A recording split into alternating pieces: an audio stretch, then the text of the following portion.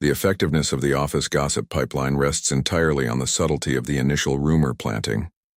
The narcissistic manager does not start with a bold, outright lie, which would be easily dismissed. Instead, they use three primary covert methods to introduce the negative narrative into the workplace.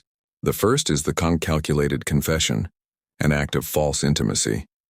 The manager pulls a key colleague aside, framing the conversation as a private moment of vulnerable trust.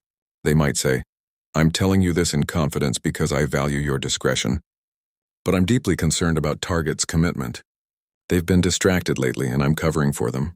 By making the colleague a co-conspirator in the secret, the manager ensures the message is taken seriously and spread as a matter of concern, not malice. The second method is the why backhanded compliment.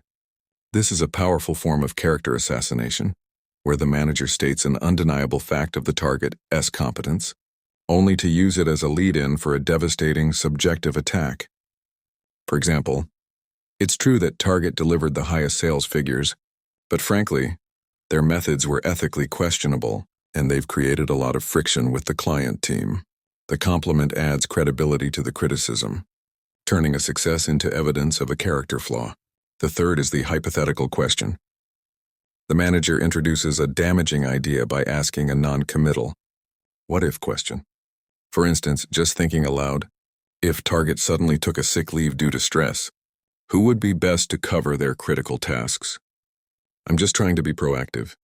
The manager plants the idea of a breakdown or absence, forcing the colleague to accept it as a potential reality, which they then share as a precautionary warning. To combat these tactics, you must learn to recognize the emotional hook. When a manager initiates a confidential, negative conversation about a colleague, refuse the emotional premise. Counter with objective neutrality. "I can only speak to Target's professional performance, which has been excellent based on the Q3 metrics," or, "If you have a professional concern, it should be addressed through the official reporting channel." By refusing to participate in the intimacy of the secret, you stop the rumor before it even leaves the room.